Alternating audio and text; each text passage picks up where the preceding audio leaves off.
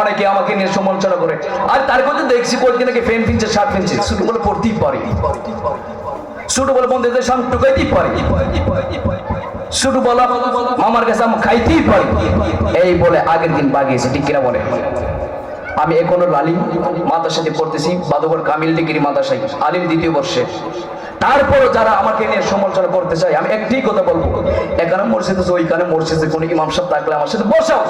আমি যদি কোরআন হাদিসের বাহিরে একটি কথা বলে থাকি, আমি জুতার পারিনি এই এলাকা থেকে বাহিরে, ঠিক আছে কিনা বলে? আর যদি কোরআন হাদিস থেকে আমি বলতে পারি, তোমারও বলতে হবে, আগুনিশা মাজার এসে জিয়ারত করতে হবে, ঠিক কিনা? এখন থেকে আহলে বাইতের প্রেম, ওলি আল্লাহর প্রেম, নবীর প্রেম আমাদের কলবে ধারণ করা দরকার আছে কি নাই বলেন? এখন আসেন কোরআন হাদিসের আলোচনায়। মুসলিম শরীফ থেকে আমি বর্ণনা করেছি যে নামাজ, রোজা, হজ, যাকাত, ইবাদত দিয়ে আপনি নাজাত পাবেন না, কিন্তু আল্লাহ রাসূল বলেন আখলিস দিনাকা ইয়াফিকাল আমলুল কলিম, আগে তোমার ঈমানকে পরিপূর্ণ কাটি করো, অল্প আমল নাজাতের জন্য যথেষ্ট হইব। সুবহানাল্লাহ বলেন। আগে কি করতে হবে?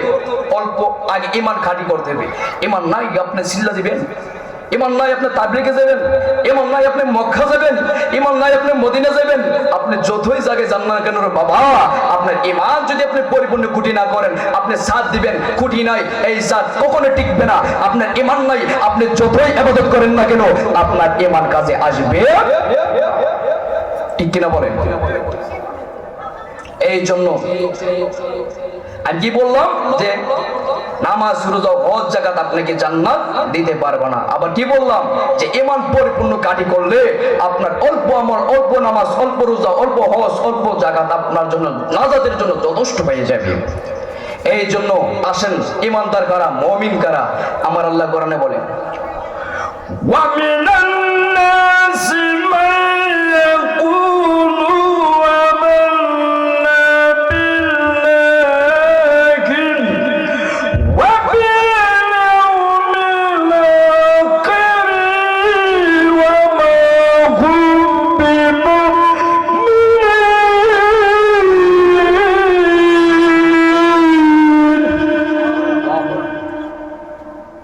দুই তিন দিনের মাহফিলটা নিয়ে অনেক কেনাতে আছে। তারপরে আমার আল্লাহ কি বলেন, এটা ফলো করেন।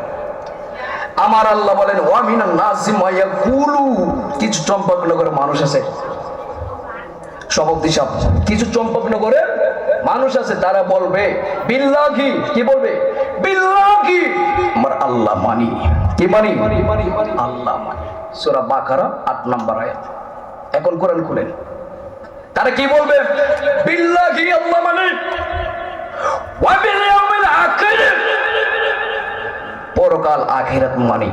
কিন্তু আমার আল্লাহ কই, বান্দারে বান্দারে, বিল্লাহি আল্লাহ মানছো, ওয়া ইয়া বিল্লাহি আল্লাহ মানছো, আখিরাত মানছো, তোমরা ভাবতেছো মুমিন, তোমরা ভাবতেছো মুসলমান, না না না, ওয়া মা হুম বিমুমিনিন।